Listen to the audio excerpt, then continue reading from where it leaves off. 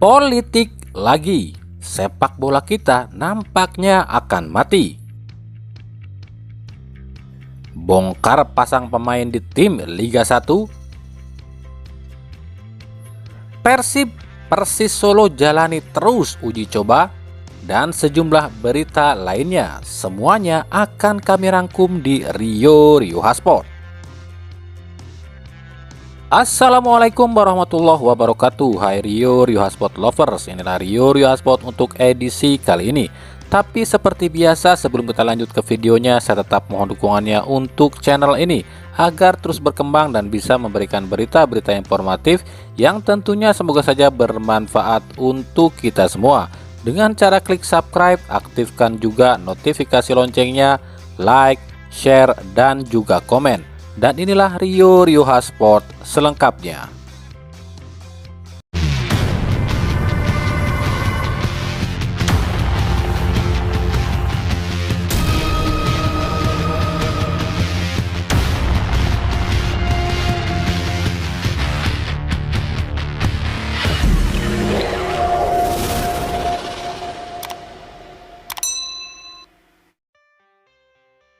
Keinginan masyarakat Indonesia agar kompetisi bisa jalan di akhir November ini nampaknya masih akan sia-sia. Pasalnya masih ada sekelompok oknum yang ingin menyabotase kompetisi kita dengan alasan perombakan di PSSI. Hal ini terjadi usai tim TGIPF masih kekeh ingin jajaran PSSI mundur dulu baru diizinkan kompetisi. Hal ini yang disampaikan salah seorang anggota tim TGIPF, Akmal Marhali. Sayang sekali rekomendasi kami tentang perombakan di PSSI dan PT LIB tak dijalankan hingga saat ini. Maka dengan sangat terpaksa kami pun tak bisa merekomendasikan kompetisi untuk bergulir lagi.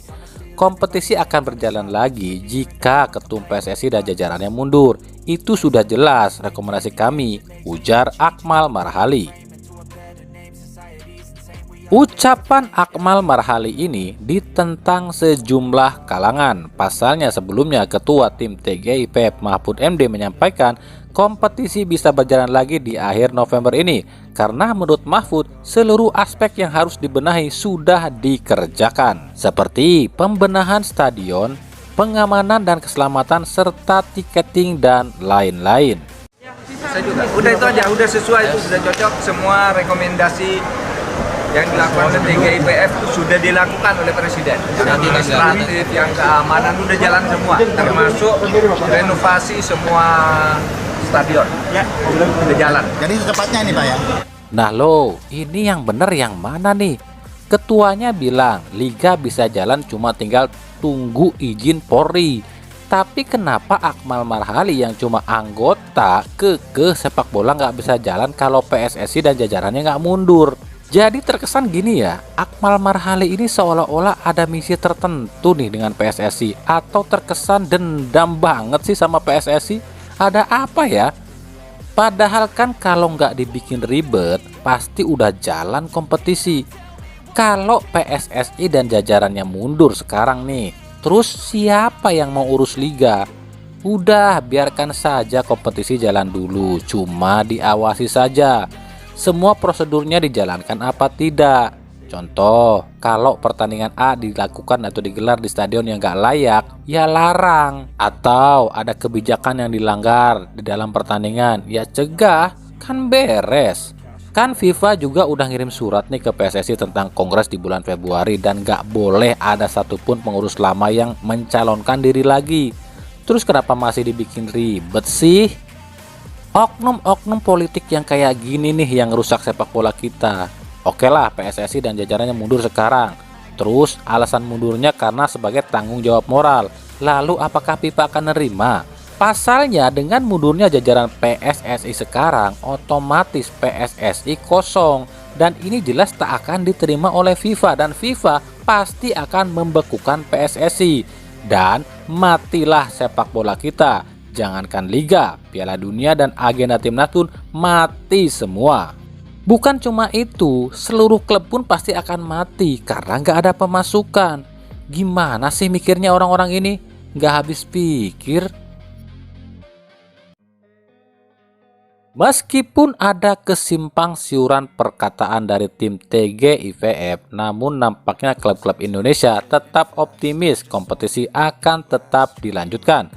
Para klub berpegang pada pernyataan Menpora jika kompetisi akan berjalan cuma tinggal tunggu instruksi presiden saja usai gelaran G20 di Bali.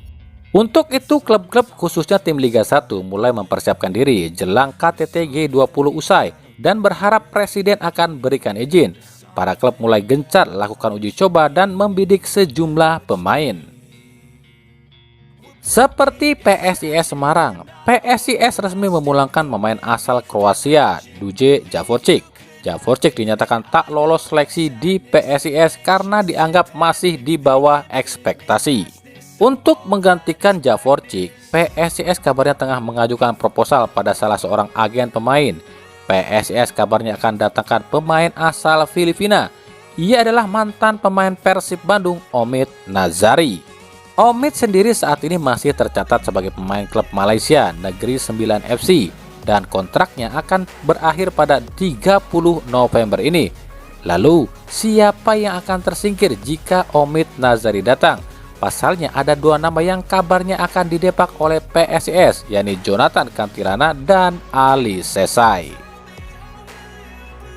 Begitupun dengan Bali United. Kabarnya Bali United serius mendatangkan Luis Suarez. Bahkan Bali United akan mengistirahatkan William Pacheco untuk sementara agar slot asing bisa dipakai oleh Luis Suarez. Namun jika benar Luis Suarez akan ke Bali United, otomatis Luis Suarez baru bisa bermain di Bali di paruh musim kedua nanti. Dari Persis Solo, usai mampu tahan imbang JDT di kandang JDT, tim asuhan Leonardo Medina semakin pede. Kabarnya Persis Solo akan kembali uji tanding dengan tim luar negeri. Awalnya Persis Solo akan uji tanding dengan tim asal Singapura Lion City, namun dibatalkan. Persis Solo pun rencananya akan melakukan uji tanding dengan tim asal Singapura lain, yakni Tanjung Pagar FC yang juga pernah uji tanding dengan Persib. Laga ini sendiri masih akan digelar di Malaysia sebagai rangkaian TC Persis Solo di Malaysia. Serupa dengan Persis Solo, Persib Bandung pun kabarnya akan melakukan uji tanding lagi, tapi kali ini lawannya bukan dari tim Liga 2 atau tim luar negeri ya, tapi tim Liga 1. Usai menang 3-0 melawan Bekasi FC, Luis Mia malah kecewa pada permainan anak asuhnya yang dianggap menurun sangat jauh.